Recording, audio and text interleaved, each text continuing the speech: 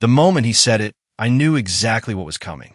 We need younger ideas in our 3D printing division. That single sentence cut deeper than any pink slip ever could. I stood across from Trevor Walsh, my so-called supervisor, in his spotless glass-walled office at Axis Forge Technologies in Boise, Idaho. He didn't even bother to look up from his overpriced tablet as he broke 16 years of loyalty with one sterile corporate phrase. I'm Jack Miller. I'm 52 years old, and I was just told that experience no longer had a seat at the table. Behind Trevor, through the clear glass, I could see the production floor buzzing. 8 massive 3D printers were humming in harmony, moving with surgical precision, printing aerospace brackets and medical prototypes without a hitch. Those machines were more than metal and software. They were my legacy. Every tolerance parameter, every calibration protocol, every environmental control script, written by me. Not guessed, not copied, learned over years of trial, error, and midnight problem solving. And Trevor? He'd been with the company 3 months. Probably spent more time in PowerPoint than on the production floor. Jack, I really appreciate everything you've done, he said, his voice casual, like he was letting the janitor know there'd be new mops. But the industry's evolving. We need fresh energy. Innovation. Innovation? I built this division from scratch. From 2 beat-up desktop printers that couldn't even print a coffee cup without curling at the edges to a full-scale manufacturing operation bringing in over $4 million annually. I trained every technician who set foot in that lab. I had grease under my fingernails before he even knew what additive manufacture meant. I swallowed hard and said, "When do you want me out?" "End of the week would be best," Trevor replied, tapping something on his screen like he was ordering lunch. HR will handle your transition package. No emotion, no recognition of what I'd poured into this place. Just business. I nodded once. No argument. No begging. I'd seen enough older guys escorted out like criminals for losing their temper. That wouldn't be me. I'll clean out my desk. He paused. Actually, we'd prefer if you just take your personal belongings today. For security protocol. There it was. The real reason. They didn't want me touching a single system or leaving behind instructions. They wanted my brain and its 16 years of hard-won knowledge out the door before I could document a thing. I walked back through the production floor, every step heavier than the last. I passed the machines, my machines, each one still moving like clockwork thanks to protocols I designed. Machines don't lie. They don't play politics. They just do what they're told, and I had trained them well. Jason, one of the junior techs I had mentored, looked up from a control panel. "You good, Mr. Miller?" I forced a smile. "Yeah, Jason. Just keep those tolerances tight, all right?" He nodded, but I could see the confusion in his eyes. Maybe even concern. He didn't know yet, but he would. Eventually, they all would. At my workstation, I picked up 3 things: my coffee mug, a photo of Karen, my late wife, and the small, scarred toolkit my father gave me when I was 17. Everything else stayed behind. The manuals, the logs, the notes, they were worthless without me. Because the real information? It wasn't in the system. It was in me. I handed my access card to security and walked through the front doors into the cold Idaho air. No farewell party. No handshake. No thank you for turning a side project into one of the company's most profitable departments. As I walked to my truck, I glanced back once. Just once. Trevor was pacing in his office, phone to his ear, probably calling some recruiter to find a younger version of me. Good luck with that. The machines were still humming behind those walls. But I knew that music wouldn't last long without its conductor. That weekend, I didn't touch my phone. I didn't check email. Didn't think about efficiency reports or thermal drift curves. Instead, I stayed in my garage with a piece of oak wood I'd been meaning to shape for over 2 years. Karen always wanted a handmade jewelry box with carved roses on the lid. I used to tell her I'd make it when work slowed down. It never did. Until now. The irony wasn't lost on me. Getting fired finally gave me time to be a husband, years too late. The house was quiet in a way I hadn't noticed before. Not silent, just different. No emails at 10 p.m. from quality control. No messages from Jason asking if it was safe to bump feed speed another 5%. No buzz from Trevor's endless meeting invites. Just me, the smell of fresh-cut wood, and the sound of my own breathing. On Monday morning, I didn't go to Axis Forge. I brew my coffee slow.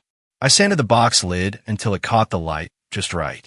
I felt like a man trying to remember who he was before the machines took over his life. At around 10, my phone finally rang. Jason. I let it go to voicemail. An hour later, he called again. Mr. Miller, his message said, Machine 3 is off. The tolerances are drifting bad, and I can't figure out why. We tried restarting it. Didn't work. Please, if you could just call me back. I sat with that message for a long time. My hands itched.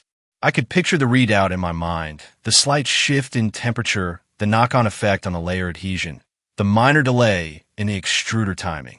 I knew exactly what was wrong, but I also remembered what Trevor said. We need younger ideas. So I didn't call back. By Tuesday, he rang again. Machine 5 was showing the same issue. Tolerances drifting, alignment errors, parts getting flagged in post-print inspection. He sounded more tired, more desperate.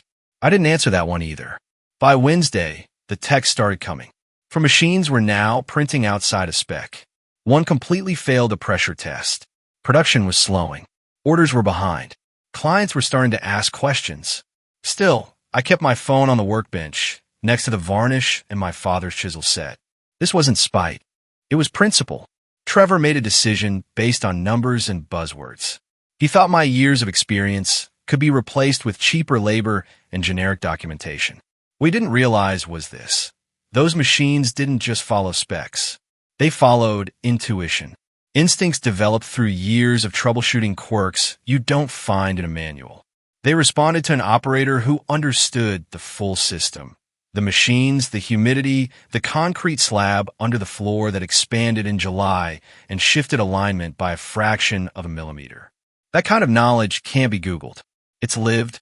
On Thursday afternoon, I drove past Axis Forge on my way to the hardware store. The lot was packed. Rental cars filled the visitor spaces. I didn't recognize a single one. Consultants, no doubt. Maybe even a 3D printing optimization team. I shook my head. You could bring in a dozen MBAs and half a dozen engineers from Silicon Valley. None of them would figure it out. Not because they weren't smart, but because they didn't know this place. These machines, the variables no one ever documented but me. I went home, set the box under a lamp, and looked at it for a long time. The lid had finally caught the light, just like Karen had imagined. That's when the phone rang again. But this time, it wasn't Jason. It was Trevor. His voice cracked like someone chewing glass. Jack, we need to talk. I leaned back in my chair, staring at the quiet garage around me. I don't work for you anymore. Remember? Pause. The machines are having technical difficulties. We could use your expertise. Maybe as a consultant. Technical difficulties? As if the machines had caught a cold. I walked over to the window, watching sunlight filter through the pine trees. Karen used to love mornings like this. She said the light always told the truth. I might be available, I said finally, as a consultant. My rate is $200 an hour, 4-hour minimum, payment up front, long silence. That seems excessive. No, I said, that's just what it costs when you fire the only person who understands how your system works. He took the deal. That told me everything I needed to know. I showed up Monday morning wearing jeans, my old work boots, and a button-down shirt with rolled-up sleeves. No suit, no badge, just a visitor card clipped to my collar and a quiet determination in my chest. Axis Forge Technologies hadn't changed much in the week I'd been gone. But the people inside, they looked like they'd aged a year. Jason met me at the entrance with bags under his eyes and grease on his shirt. The poor kid looked like he hadn't slept since I left. Mr. Miller, thank God, he muttered. We've tried everything. Nothing holds for more than a few hours. The print quality is garbage. Clients are threatening to cancel orders. I didn't say anything, just nodded and followed him toward the production floor. And then I heard it, the sound. Not the usual rhythmic pulse of synchronized motion, but a harsh, irregular clatter, like a drummer losing tempo mid-song. I didn't need a readout to know what was happening. The motors were straining. The feed rates were off, and the machines were choking on settings they weren't designed to handle. We walked past Machine 3. Its warning light blinked red like a heartbeat gone wrong. Machine 5 had already been shut down. A half-printed aerospace bracket sat useless inside, warped beyond salvaging. The remaining units were limping. Still printing, technically, but the rhythm was all wrong. And I could feel it, the tension in the room, the uncertainty, the kind of energy that spreads when a system is failing and no one knows how to stop the bleed. Jason led me to the central console and handed me a clipboard filled with logs and calibration charts. I flipped through them quickly. I wasn't surprised. "Tell me what you've tried," I asked. He rattled it off like a confession. Recalibration using the official manuals, firmware resets, even consultation with straightest corporate support. They'd sent in 2 specialists who declared that all machines were operating within normal specifications. That phrase always annoyed me. Machines can be within spec and still be broken if the specs are wrong. What did the consultant change? I asked. Jason grimaced. New temperature curves. Adjusted feed rates. Something about optimizing extrusion profiles for faster print speeds. I closed my eyes. That explained it. Those changes probably looked great in a PowerPoint deck, but in real life, they were poison. The machines at Axis Forge weren't plug-and-play. They were a tightly integrated system, fine-tuned for this exact facility. Changes to one variable created ripple effects across the entire workflow. I spent the next 2 hours walking the floor. Not fixing anything, just listening, observing, taking notes. When I finally turned around, Trevor Walsh was standing 10 feet behind me, looking like a kid who just realized he broke his dad's car. "So," he asked, trying to sound casual, "what do you think, Jack? Can we get this sorted quickly?" I almost laughed. "That depends," I said. "What exactly did you change after I left?" He gave me the rundown. New consultants, updated software, efficiency improvements. Efficiency improvements, I repeated, my voice flat. He nodded, eager. "Yeah, automated thermal tuning, feed rate adjustments, that kind of thing." I didn't respond, just held out my hand. "Show me." For the next 2 hours, I watched him stumble through every change his outside team had implemented. One by one, I marked them in red on a printed schematic. Temperature reductions that saved filament but ruined layer adhesion. Software updates that overwrote the custom parameters I had spent years perfecting. Minor tweaks that added up like turning a ship 1 degree every mile. You don't notice at first, but eventually you're completely off course. "Every single one of these changes is wrong," I said, handing him the list. Trevor looked like someone had knocked the wind out of him. "Not dramatically wrong," I continued. "Worse, subtly wrong, in ways that compound. Like adjusting a watch by 15 seconds each day. Before long, you miss every appointment." His mouth opened, then closed. "Can you fix it?" "Yes, but it'll take time." "How long?" 2 weeks minimum. Maybe more. Depends on how much damage was done to the calibration baselines. "We can't afford 2 weeks of downtime," he said, panic rising behind his eyes. "We've got contracts to fulfill." I cut him off. "Then maybe you shouldn't have fired the one guy who understood how your entire system works."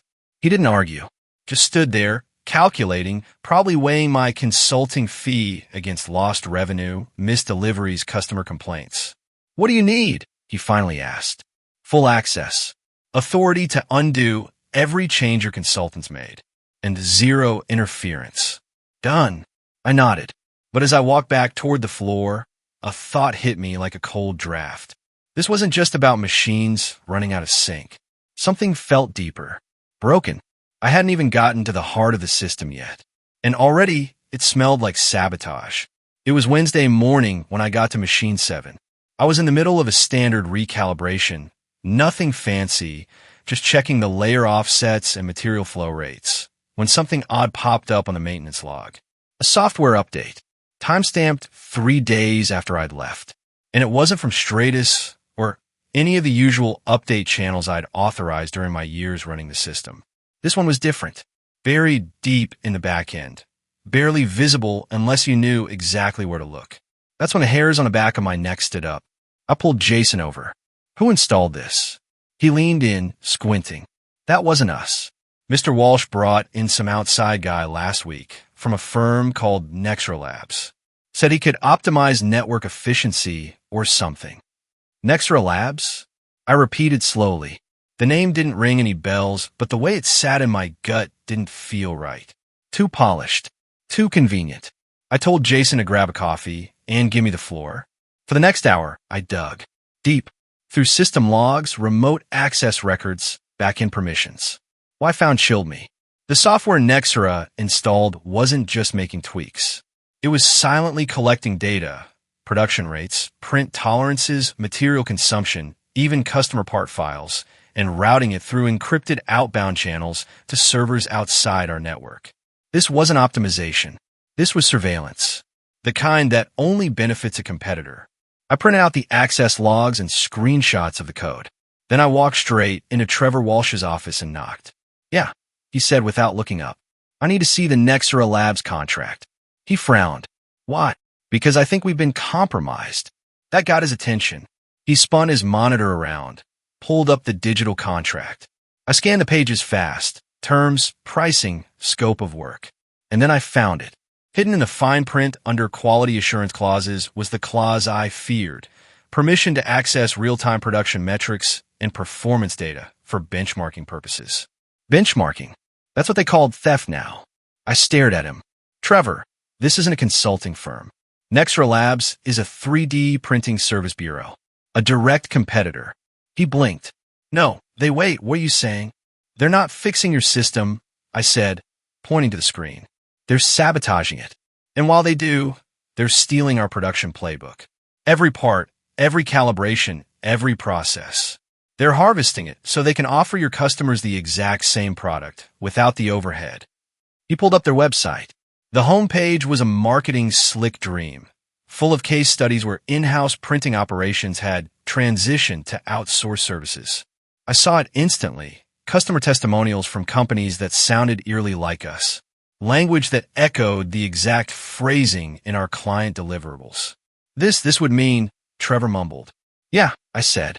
You got conned. By professionals. And you fired the one guy who could have stopped it before it got this far. He sat down heavily, like gravity had suddenly doubled. Can you fix it? I folded my arms. Maybe, but not in 2 weeks. This isn't just recalibration. This is a full systems rebuild. From scratch. Software, firmware, network configurations, everything. How long are we talking? Months. And that's if Nexera doesn't wipe the trail once they realize we've figured them out. He ran a hand through his hair. What would that cost? I didn't answer right away. My eyes drifted to the corner of his office, where one of the awards I helped the company win was sitting crooked on a shelf. I thought about the 2 a.m. shift changes, the techs I trained, the lessons I learned the hard way. Lessons no MBA ever teaches. I thought about Karen. Then I said, depends on whether you want to fix this properly or keep pretending that experience doesn't matter. For the first time since I met him, Trevor Walsh looked genuinely scared. I left Trevor's office without waiting for an answer. He wasn't ready to hear it. Not yet. Not really.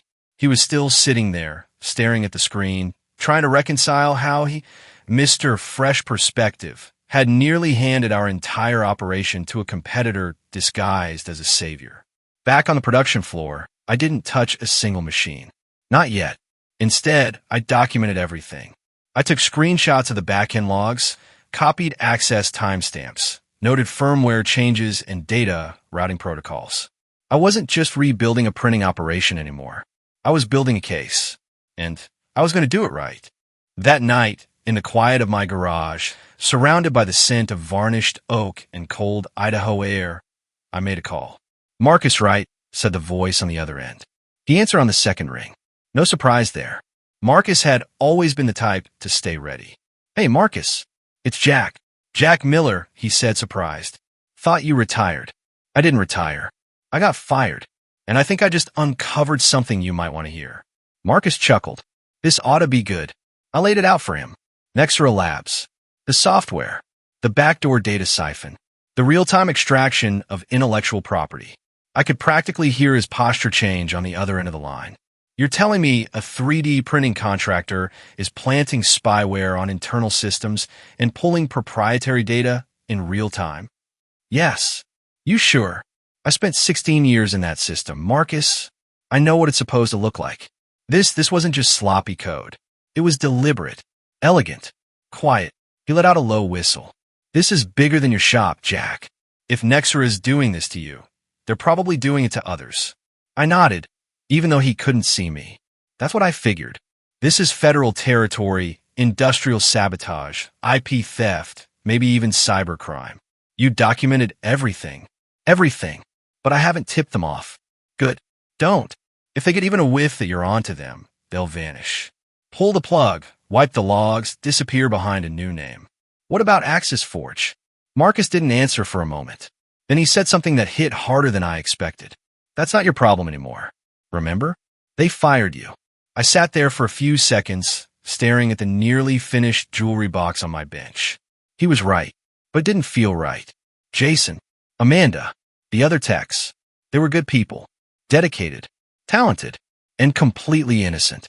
They didn't deserve to watch their department collapse because of one man's ego and a well-dressed lie. I took a breath and called Trevor the next morning. I've thought about your situation, I said when he picked up. I can fix this, but it has to be done my way. He didn't argue. Not this time. What are you proposing? Full shutdown of the 3D printing division for 1 week. We tell the staff it's for scheduled maintenance. During that time, I wipe the system clean. Restore everything from backups prior to Nexera's involvement. Rebuild the software architecture from scratch. No connections. No backdoors. Trevor rubbed his temples on the video call. A week of downtime will cost us hundreds of thousands. Less than Nexera is stealing from you daily, I snapped. They're not just copying files. They're reading your customer data, your material specs, your proprietary build sequences. They're planning to replace you. You're giving them your edge with every passing hour. Silence. Then what would it cost? $50,000. And a written apology to every technician for the chaos of the past 2 weeks. He nearly choked. 50 grand? That's extortion. No, I said calmly. That's emergency industrial cybersecurity remediation. You can pay me, or you can pay Nexera when they offer to take over your contracts, after you've burned every client relationship you have. He stared, calculating again. Always calculating. I knew what was going through his mind. 50,000 was a lot, but not compared to the 7-figure loss of trust and business that was knocking on his door. Fine, he said, but I want a guarantee. I leaned forward. Here's your guarantee. If I can't get your machines running at full capacity within 1 week, you don't pay me a cent. He nodded. Deal. That afternoon, I started the shutdown process. One by one, we powered the machines down. To the outside world, it looked like scheduled maintenance. But in truth, I was performing surgery. And Nexera Labs? They didn't know it yet, but their cancer was about to be cut out. I started at 6 a.m. sharp. No meetings. No distractions. No damn spreadsheets. Just me, a thermos of strong black coffee, and a department full of silent machines waiting to come back to life. They called it scheduled maintenance. But what I was doing was far from routine. This wasn't software patching. It wasn't hardware tuning. It was a full-blown surgical purge. Every line of code that touched our network had to be scrutinized, validated, or burned to ash. The first thing I did was isolate the servers. No internet, no cloud sync, no remote access. If someone outside the building tried to ping our network, they'd get nothing but digital silence. I even disabled the VPN tunnels Nexera had likely piggybacked onto. Every node was now air-gapped. Next, I rolled back the firmware on all 8 printers to the last known clean build, my build. I didn't trust anything that had touched the system after my departure.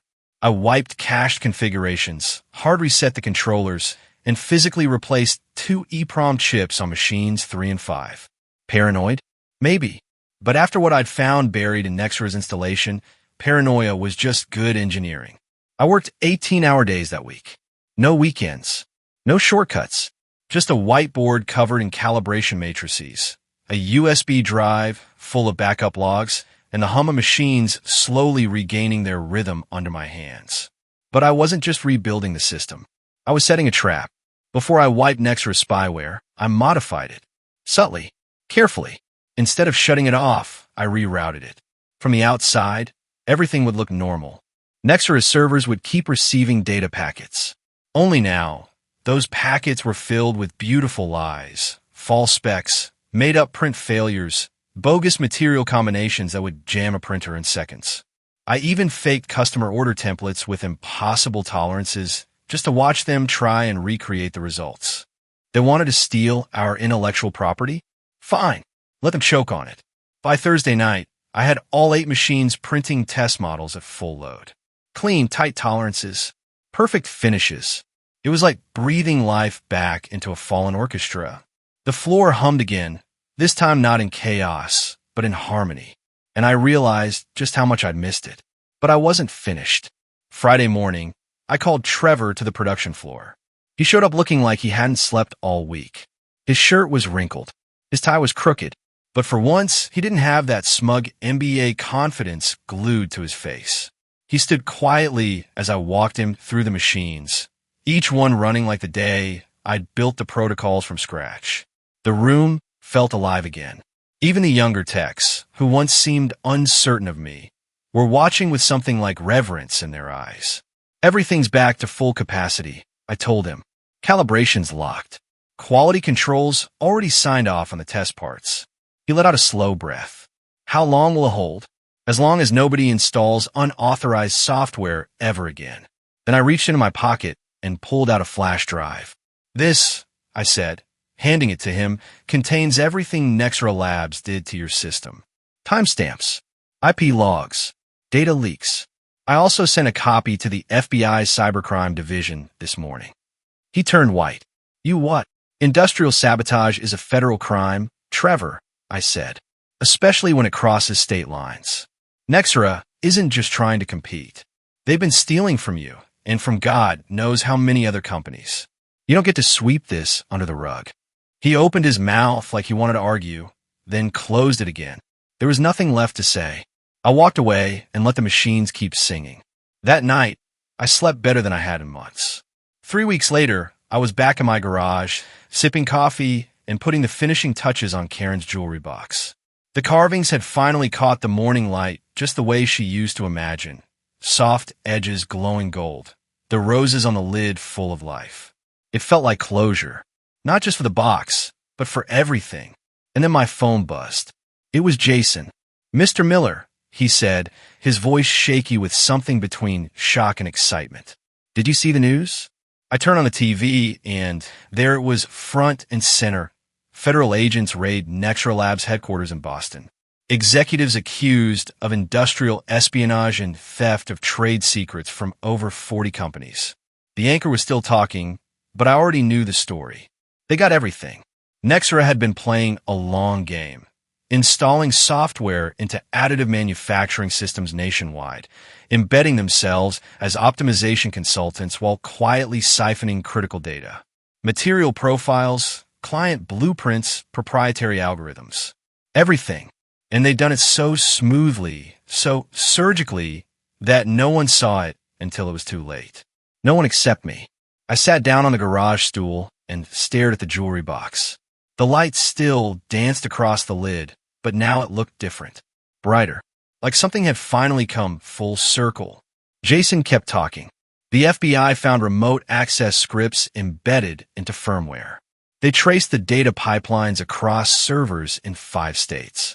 Mr. Walsh has been asking about you. He wants to apologize, I think. I smiled. Not bitter, just amused.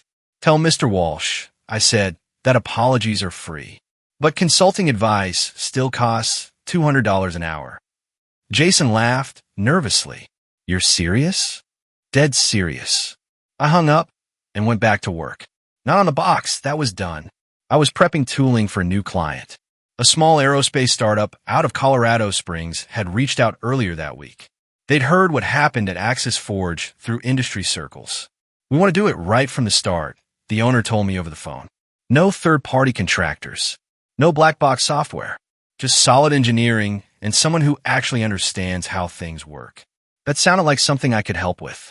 On Monday, I packed up my truck with equipment, blueprints, and the jewelry box. I was driving through Denver to visit my daughter. Figured she'd be the one to keep Karen's box safe. That felt right. Like the end of one life and the start of another. The facility in Colorado Springs was clean, efficient, and filled with people who cared about doing the job right. No gimmicks. No buzzwords. just purpose. I spent the first few hours walking the floor, feeling the pulse of the place.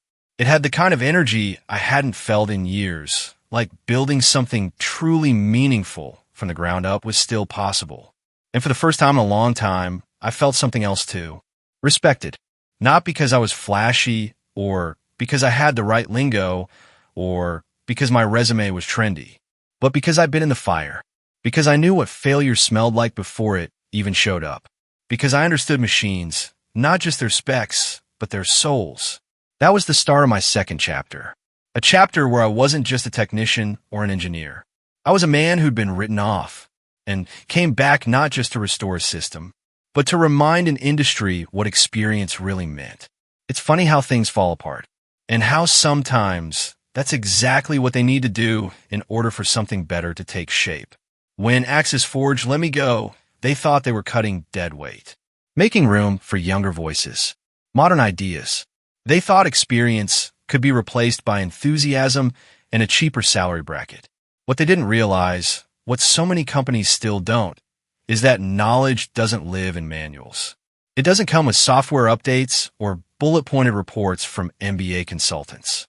Real knowledge, the kind that keeps entire systems from collapsing, lives in people, in long nights, in failed experiments, in knowing the feel of a machine's rhythm without ever looking at a screen. In loyalty, I didn't burn the place down when they pushed me out. I could have. I knew the holes, the back doors, the blind spots, but I didn't. Not because I owed it to Trevor or the board. I did it for the people on that floor. For Jason, for the machines that had become part of my life. And for Karen, because she would have told me that dignity matters more than revenge. And maybe she was right. Because the truth is, the best revenge isn't sabotage. It's legacy. I didn't just fix what was broken. I exposed something rotten hiding underneath. I didn't scream to be heard. I let the evidence speak for itself. And when it did, the entire industry took notice. Nexera's downfall wasn't just a story about hacking or theft. It was a story about what happens when companies forget that systems don't stay alive because of numbers. They stay alive because of people who care. And now I build things on my terms. I choose who I work with. I charge what I'm worth. And I never again let someone define my value based on age or trend or buzzwords. Because if this story has taught me anything, it's this. Experience isn't outdated. It's irreplaceable. You can't download intuition. You can't outsource wisdom. And when the lights go out, when the machines stutter, the numbers stop making sense, and panic sets in, people don't run to the spreadsheet. They run to the person who knows how to fix it. The one who's already lived through the fire. And that's never going out of style. If this story moved you, if you've ever been overlooked, underestimated, or replaced just because of your age, hit that like button and subscribe for more real stories that speak to the strength of experience. Share this with someone who needs to hear it. In the comments, tell us, what's one lesson you've learned that no classroom or consultant could ever teach? Your voice matters here.